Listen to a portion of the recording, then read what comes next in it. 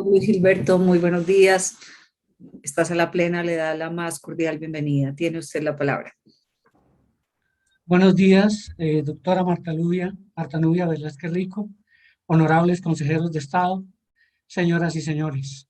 Agradezco la oportunidad por haberme tenido en cuenta en la lista de inscritos con miras a ser parte de la terna para un cargo a la Corte Constitucional. Con relación a mi aspiración, empiezo por contarles que inicié mis estudios de Derecho cuando se adelantaba el proceso que culminó con el Pacto Fundamental de 1991, un pacto plasmado de valores, principios y derechos que se reflejan en una constitución democrática, participativa, incluyente, respetuosa y garantista.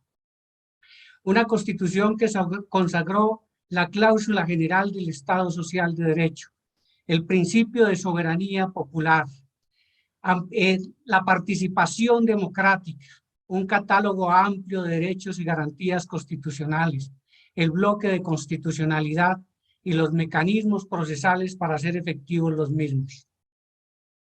En cuanto a su parte orgánica, la Constitución fortaleció el equilibrio de poderes al crear otros órganos autónomos e independientes con periodos distintos, precisamente para fortalecer el control del poder público y lograr el cumplimiento de los fines esenciales del Estado en armonía con el principio de coordinación armónica. En cuanto al control de constitucionalidad, la Constitución consagró rasgos de control difuso de constitucionalidad al darnos a todos los jueces la función de garantizar la constitución política de Colombia. Es así como gracias a la interpretación de los jueces en la aplicación de los derechos fundamentales, permanentemente se está evolucionando para garantizar la efectividad de los mismos. Asimismo, se le otorgó al Honorable Consejo de Estado como suprema autoridad de lo contencioso administrativo el control de constitucionalidad de algunos actos respecto de los cuales la Constitución no le asignó una competencia expresa a la Corte Constitucional. Y por otro lado, se consagra un control concentrado, con rasgos de control concentrado, similar a la Constitución austriaca de Kelsen de 1927, en la que se crea una constitución, una Corte Constitucional de origen democrático, encargada de garantizar la supremacía de la Constitución en los precisos términos que la misma Constitución indica. Es así como se le asignan, entre otras, las funciones de ejercer el control de constitucionalidad frente a los actos reformatorios de la Constitución y frente a todos los actos con fuerza material de ley. Sumado a ello, se mantuvo la acción pública de inconstitucionalidad que se había creado en 1910 para permitirle a los ciudadanos que participen en la defensa del ordenamiento jurídico, en este caso, su Constitución, cuando consideren que las normas de carácter inferior, de carácter legal, desconozcan la Constitución.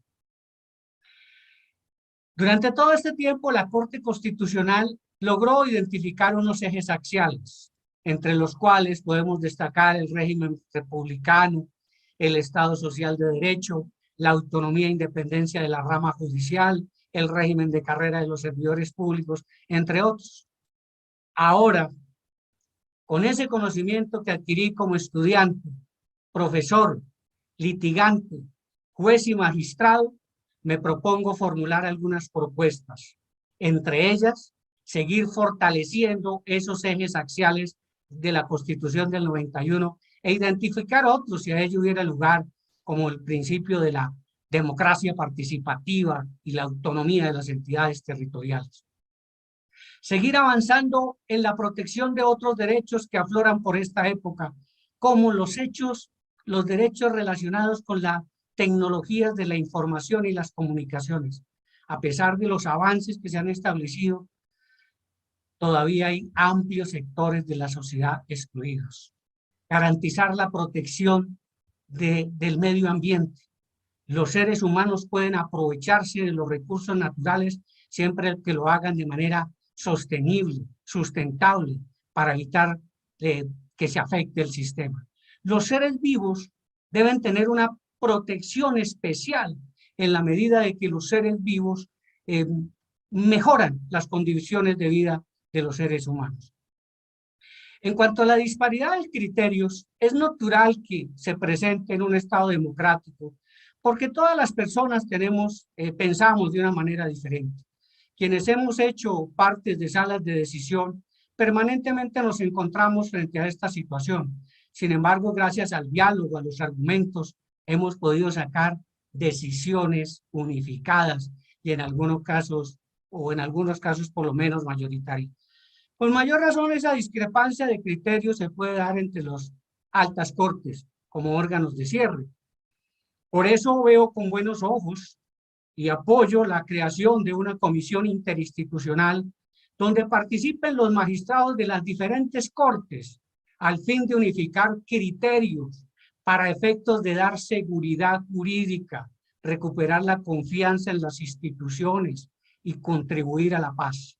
Pero además, y en esto hago claridad, honorables magistrados, es que en mi parecer la Corte Constitucional tiene resuelto el problema, porque la Carta Política, la Constitución tiene resuelto el problema, porque la Constitución establece límites al ejercicio del poder público y todos debemos cumplir expresamente lo que la Constitución dice y no ir más allá.